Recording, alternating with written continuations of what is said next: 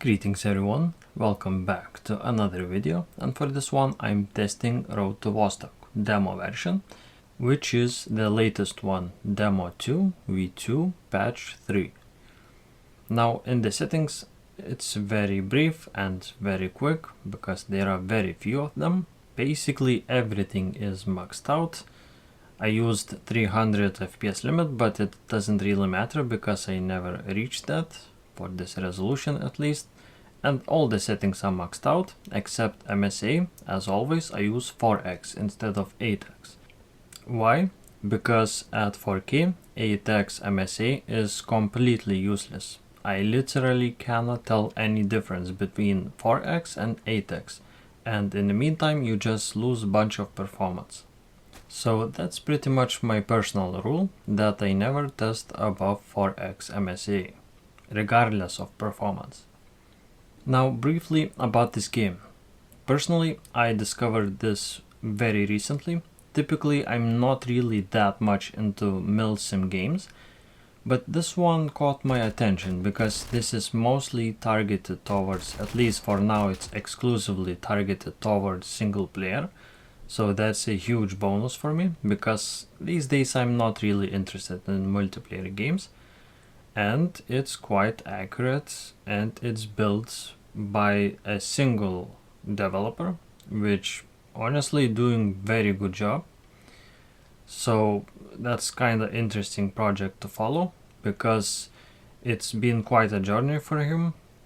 At the beginning he was building this game on Unity game engine, but since that fiasco, if you are aware of that, when Unity just announced some outrageous monetization practices, and yeah, that scared a lot of developers. So the developer Anti of this demo and the game jumped to a different game engine, which is Godot, which it's going to run on the final project, and it's currently running on this demo. So it's quite interesting to test the game engine specifics, visuals, and performance, because I don't really know any other big projects, relatively big projects, based on this game engine. Now, quick information about this demo. First of all, this is not even early access. This is basically just alpha build to test the basic game mechanics and general game direction, which I'm really liking so far. So many things are missing in this demo.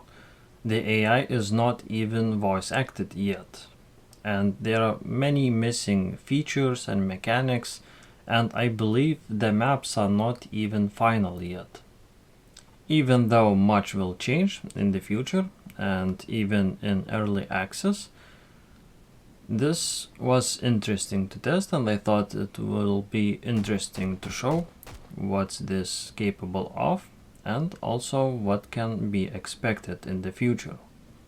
Now, also one more thing about this demo. This is quite a dated one.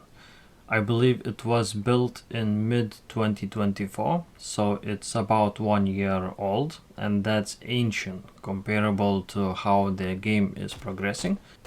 And we should expect early access, which is going to be available on Steam, and maybe at the end of this year or at the beginning of the 2026. And honestly, I can't wait for it.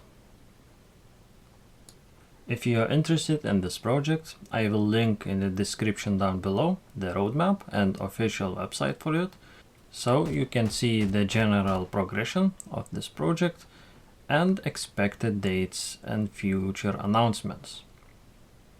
Briefly about the game performance, it mostly performs well, but in some areas, in some dense vegetation, the FPS drops quite a lot. I believe in one area, I don't think it's in this video, I was dropping to high 50s and low 60s. So that's quite a big variation, considering on average I get like what, 100, 120 FPS or so.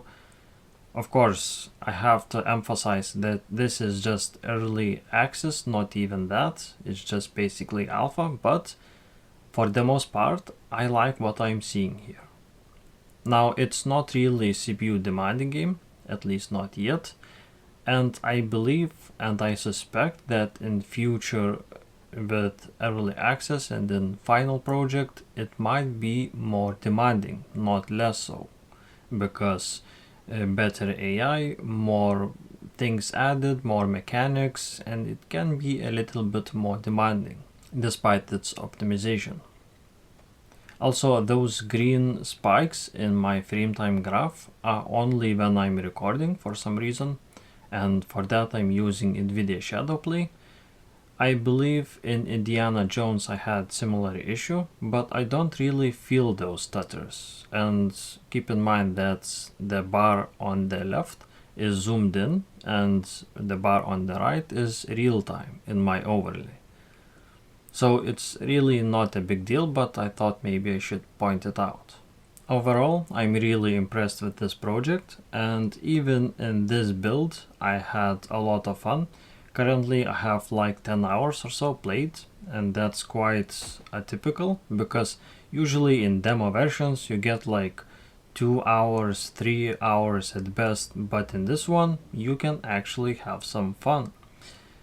And yeah, I believe I will retest this once it gets on Steam. But for now, I think I'll leave you with the gameplay. As always, thank you very much for watching and see you next time. Bye bye for now.